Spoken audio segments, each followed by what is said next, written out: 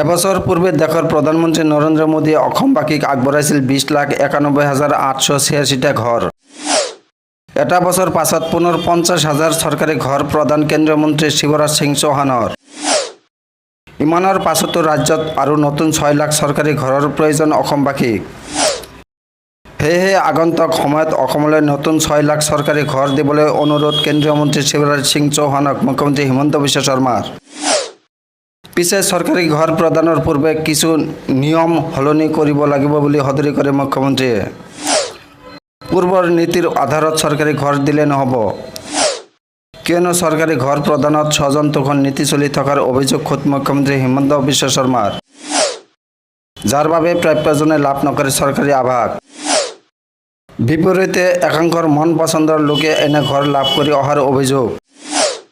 পিছে এনে চৰকাৰী ঘৰ লাভ প্ৰক্ৰিয়া যাতে ভৱিষ্যতে চলি নাথাকে তাৰ বাবে আত্মসহায়ক গোটৰ মহিলাৰ জৰিয়তে চৰকাৰী ঘৰৰ হিতাধিকাৰী বাছনি কৰাৰ প্ৰক্ৰিয়া আৰম্ভ কৰাৰ আহ্বান কেন্দ্ৰীয় মন্ত্ৰীলৈ মুখ্যমন্ত্ৰী হিমন্ত বিশ্ব শৰ্মাৰ। মুখ্যমন্ত্ৰীয়ে ৰাজহুৱা সভাত আগবঢ়োৱা এনে আহ্বানক সঁহাৰি কেন্দ্ৰীয় মন্ত্ৰী শিৱৰাজ সিং চৌহানৰ।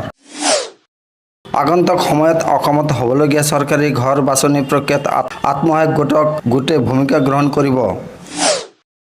ইমানেই নহয়, প্ৰথমে হিতাধিকাৰীয়ে নিজে আবেদন কৰাৰো থাকিব সুবিধা।